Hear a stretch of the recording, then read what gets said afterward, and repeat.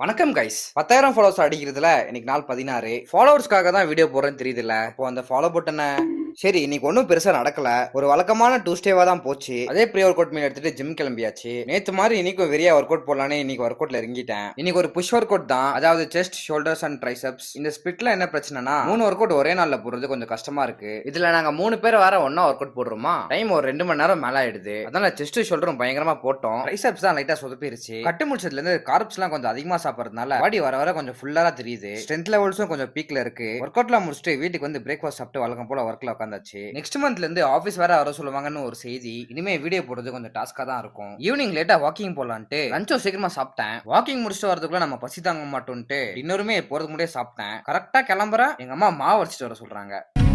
அதை அரைச்சு முடிச்சுட்டு 10 கேஜி பையனோட பார்க் வந்து சேர்ந்தாச்சு. இந்த மாதிரி வாக்கிங் பண்ண வெளியே வந்தாலே இதுதான் கைஸ் பிரச்சனை. எதையாவது வாங்கி சாப்பிட வேண்டியது, பண்ண வாக்கிங்க வேஸ்ட் பண்ண வேண்டியது. மொத்தமா 7 கிலோமீட்டர் பண்ற மாதிரி பிளான் பண்ணி முடிக்கிறதுக்குள்ள 10 மணி ஆயிடுச்சு. சரி டைம் ஆச்சு, நம்ம ஜூஸ் நான் கடை முடிவாருன்ட்டு லாஸ்ட் ரவுண்ட் ரன்னிங்லேயே முடிச்சுட்டு எப்படியோ ஜூஸ் கடை வந்து சேர்ந்துட்டோம். ஒரு ஜூஸும் போட்டு கூட ஒரு ஐஸ்கிரீமையும் போட்டு இத்துடன் இந்த வீடியோ முடிச்சுக்கிறேன். நாளைக்கு இன்னொரு வீடியோல சந்திக்கலாம். பாய்.